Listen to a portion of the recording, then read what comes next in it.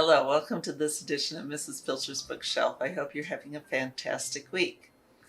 This week's book, I'm not going to read from, but I'm going to give you some clues. This is a model of the plane, airship, aircraft that is in this week's story. It is a true story. My husband and my daughter built this a few years ago. So this is a replica of the aircraft that's in this week's story. The story is about a Frenchman who flew the English Channel, first person to fly something heavier than air across the English Channel. The flight actually took place on July 25th, 1909. Hopefully that will give you enough clues to guess what this week's book is. Please leave your guesses in your comments in the comments below. Now, last week's book was the book Night of the Moon Jellies by Mark Shasha. And here is our title page. Remember, he has gone down to the beach in the morning, picked up some sea glass and something that felt like jelly. And then he goes to the hot dog stand that his grandma and his aunt own. And he works at the hot dog stand during the day. At the end of the book, went too far. Grandma has a surprise for him. Graham handed me a sweater.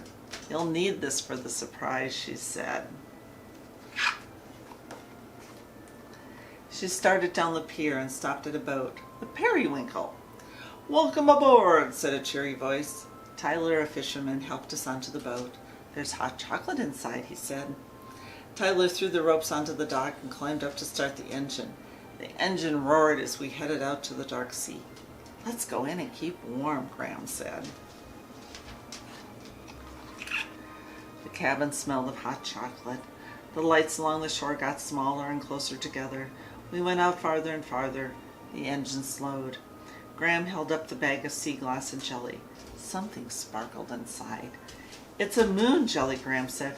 I almost dropped the pot of chowder when this moon jelly flickered in the bag near the sink. The engine stopped suddenly. Graham peered out the window. Tyler's found the place where this belongs, she said with a smile. I bounded out of the cabin. Thousands of moon jellies stretched along the sea in every direction. I opened the bag and poured out our moon jelly. Now it was with the others. We stood on the deck and watched the shimmering sea. And I love this picture. After a while, Tyler started the engine and we headed home.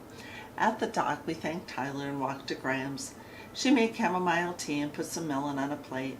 She held up the pieces of sea glass to the light, then put them in a small box. She was writing something on the box when my eyes began to close. It read, "With love, to Mark, from Graham, Night of the Moon Jellies."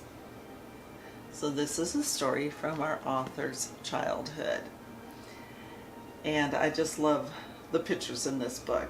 This book was published by Purple House Press, who in recent years has republished a lot of classic books, so they would be a great resource to check out and to purchase from.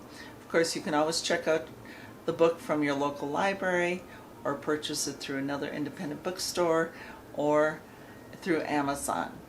I hope you have a great week, and I will talk with you next time.